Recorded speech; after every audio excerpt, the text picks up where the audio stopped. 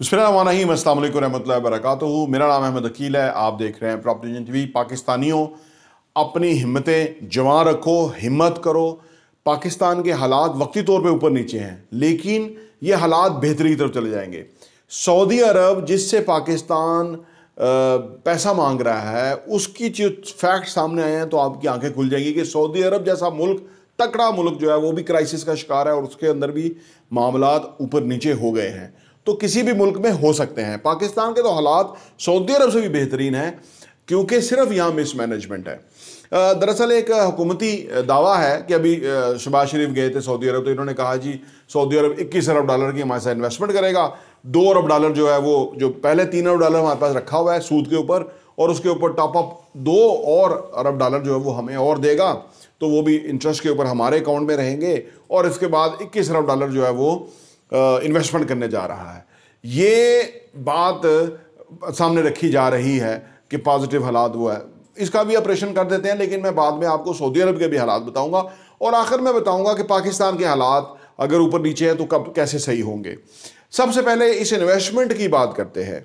देखिए, ये जो 2 अरब डॉलर जो हमें मिलेगा टॉप अप जो रखने के लिए, वो तो एक अलग चीज़ है, लेकिन अगर 21 अरब डॉलर का ब्रेक डाउन करें तो उसमें कहा यह जा रहा है कि जी 14 अरब डॉलर की रिफाइनरी लगेगी, ऑयल रिफाइनरी लगेगी। ये जो ऑयल रिफाइनरी का जो MOU है, ये इमरान खान के दौर में जब किंग सुलेमान यहाँ आए थे, उन्होंने एक MOU साइन किया था रिफाइनरी का, और उसके बाद अभी तक, अभी शहबाज शरीफ फिर गए तो अभी तक वो एग्रीमेंट नहीं हो सका। इन्वेस्टमेंट तो दूर की बात है, यानी एक MOU का MOU ही है और उसका ही बड़ा डिंडोरा पीटा जा रहा है। ये कोई कारकर्दगी नहीं है। दरअसल ये बस ऐसे ही जो है ना, वो लोगों को एक दिखाने के लिए वो सामने किया जा रहा है जी बहुत कारकर्दगी है। बिल्कुल कोई कारकर्दगी नहीं है, हालांकि इसको कम से कम एग्रीमेंट की शक्ल में ही सामने आना चाहिए था। दूसरा जो कहा जा रहा है कि जी तकरीबन 7 अरब डॉलर जो है वो रेकोडेक के अंदर और कॉपर और सोने की तलाश के अंदर मादनियात में जो है ना वो इन्वेस्ट किया जाएगा उनकी तरफ से, उसमें भी कोई सच्चाई नहीं है, क्योंकि उसमें ऐसा था कि 5 अरब डॉलर उन्होंने इन्वेस्ट करना था और 5 अरब डॉलर हमने पाकिस्तान में डालना था, तो फिर वो काम चलना था। तो पाकिस्तान के पास तो 5 अरब डॉलर है नहीं। तो ये सारा इन्वेस्टमेंट का जो एक ढकोसला सामने बताया गया, जो खबरों में दी जा रही हैं, बड़ी न्यूज़ चैनल फ्लैश कर रहे हैं, ये खामखा का है। इसके ऊपर कोई वैसे सूरत नहीं है। ऊपर से ये अभी इन दोनों ही अपडेट प्रोग्रेस वहाँ पे हुई है, डेवलपमेंट आप इसको कह लीजिए, प्रोग्रेस तो नहीं। वो ये हुई है कि एक न्यूम सिटी बना रहे थे सऊदी अरब, और ये शहर दरअसल एक लाइन की तरह बन रहा था, यानी एक लकीर की तरह बनना था। 170 किलोमीटर के ऊपर दुनिया का जदीद तरीन शहर बन रहा था।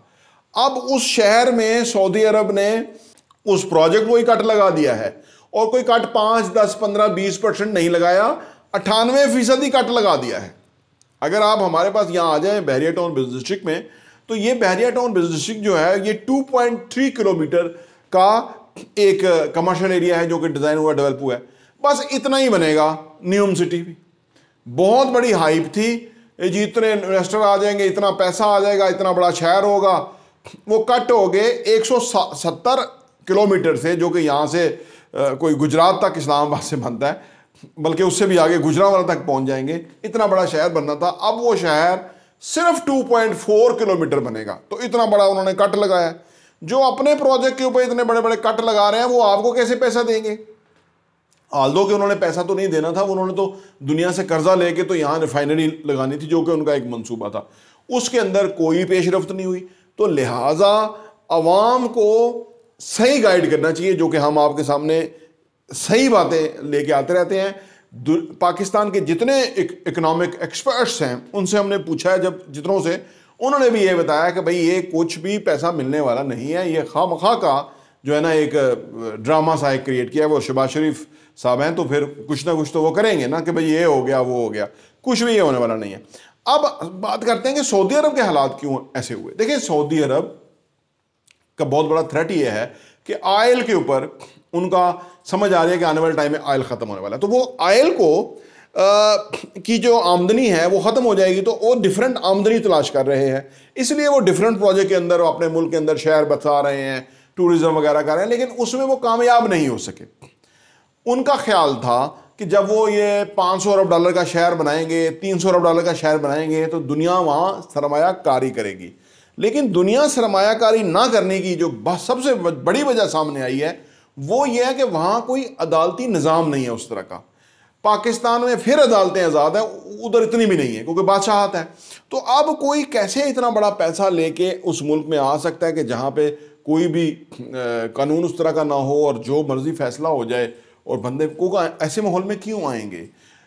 तो लोग जाते हैं दुबई में कि जहाँ पे उनको कानून है, यानी कानून बिल्कुल इंसाफ करता है, वहाँ जाते हैं वो, दुनिया भर के लोग वहाँ जाते हैं। तो सऊदी अरब में जो उन्होंने सोचा था वो नहीं हो रहा, तो इसलिए उन्होंने अपने प्लान्स चेंज किए हैं, कास्ट कट के ऊपर आए हैं, और ये सारा तो वो सामने आ गया। अच्छा, अब पाकिस्तान की बात करते हैं कि जी पाकिस्तान के हालात क्या हैं और क्या होंगे। देखें, ये जो हमारे हुक्मरान हैं ना, इनके जो दाएं बाएं लोग हैं ना, बिल्कुल नैले, ये खुद तो हैं ही हैं, दाएं बाएं भी नैले ही हैं। ऐसे ऐसे बंदे बिठाए हुए हैं जो कि एक्सपायर हैं। एक खबर आज पिछले दिनों मंजरेआम पे आई थी कि पाकिस्तानियों के 19 अरब डॉलर का कैश और असासे मुख्तलिफ ममालिक में मंजरेआम पे आए हैं। यह भी एक पनामा लीक हुआ था ना, ये 19 अरब डॉलर का ताज़ा शुमारा है, ये ताज़ा डेट जो है ना वो पैसा सामने आया है। और ये वो ओवरसीज पाकिस्तानी नहीं, ये लोकल जो इधर पाकिस्तानी हैं जो डुअल नेशनल बने हुए हैं, यहाँ से लूटते हैं और बाहर जाके वो पार कर देते हैं। 19 अरब डॉलर उनको चेक नहीं किया जाता क्योंकि यहाँ लूट मार का एक बाजार गर्म हुआ है, आम आदमी को पता ही नहीं कि क्या लूट मार का बाजार गर्म है। अच्छा, फिर 2022 की यूएई की एक रिपोर्ट आई है कि जिसके तहत 2022 में, याद रहे ये वो टाइम था कि जब पाकिस्तान में बहुत पैसा आ रहा था, उसके बाद तो पैसा और तेजी से गया। 2022 में 10 अरब डॉलर जो है वो पाकिस्तानियों ने सऊदी अरब में रियल एस्टेट में इन्वेस्ट किया। 2023 में और 2024 में जो पैसा इन्वेस्ट हुआ वो ज्यादा होगा, और अभी उसकी रिपोर्ट नहीं सामने आई। तो यानी 2022 में 10 अरब डॉलर पाकिस्तानियों ने जाके यूएई के अंदर इन्वेस्ट किया, और हमारे हुक्मरान उनसे 2 अरब डॉलर 1 अरब डॉलर की भीख मांग रहे हैं, और जो अपने लोग बाहर जाके पैसा लेके जा रहे हैं इसका उनको रोक दें कोई नहीं। इसका मतलब है कि वो यही लोग हैं, यही लूटते हैं और यही बाहर लेके जाते हैं पैसा। तो ये खुद को कैसे रोकें? क्योंकि ये तो यहां तो ये दिहाड़ियां लगाने आते हैं, यहां तो ये माल पानी बनाने के लिए आते हैं। हर बंदे का हराम लगा हुआ है, और बाहर ले लेके लूट के पैसा बाहर लेके जा रहे हैं। पहले ईस्ट इंडिया कंपनी ले गई, अब ये हुक्मरान लेके जा रहे हैं, और पाकिस्तान को कंगला और खोखला कर दिया। पाकिस्तान तो अभी भी अमीर है, अभी भी पाकिस्तान के अंदर लोग यहाँ इन्वेस्ट भी करते हैं, यहाँ लोगों के एहसास हैं, लोगों का पैसा है, सब कुछ है, लोग अच्छी तरह जिंदगी बसर कर रहे हैं। इतना अमीर है ये हमारा मुल्क। देखें, हमारी बहुत बड़ी जो पॉजिटिव है ना पाकिस्तान का, वो बहुत बड़ी आबादी है। आज चाइना तरक्की कर गया आबादी की वजह से। करप्शन वहां भी थी, उन्होंने उसको कंट्रोल कर लिया। आबादी थी, उन्होंने काम किया, मेहनत की, वो कामयाब हो गए। हिंदुस्तान बहुत बड़ी आबादी, वो मेहनत कर रहे हैं, आईटी में उनकी एक्सपोर्ट्स 200 अरब डॉलर हैं जी, वो हर शोबे के अंदर कमाल कर रहे हैं, वो तरक्की कर गए, आबादी थी। पाकिस्तान ने भी तरक्की कर जाना है। ये चोर शोर जो है ना, ये इन्होंने नजर नहीं आना यहाँ पे। ये जो पाकिस्तानी कौम है, यूथ है, इन्होंने तरक्की कर जानी है।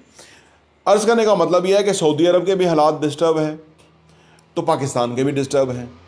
तो हमेशा किसी के हालात डिस्टर्ब नहीं रहते। मैं अर्ज कर रहा हूँ ना कि अगर ये चोरी चकारी ना हो तो पाकिस्तान तो अमीर है, पाकिस्तान तो सऊदी अरब को अमदाद दे सकता है। हम तो सऊदी अरब में फ़ख्र के साथ इन्वेस्टमेंट करेंगे कि हमारे वहाँ पे नबी पाक सल्लल्लाहु अलैहि वसल्लम का मुल्क है। हमें तो हम दुआ है कि वो तरक्की करे, खुशहाल हो।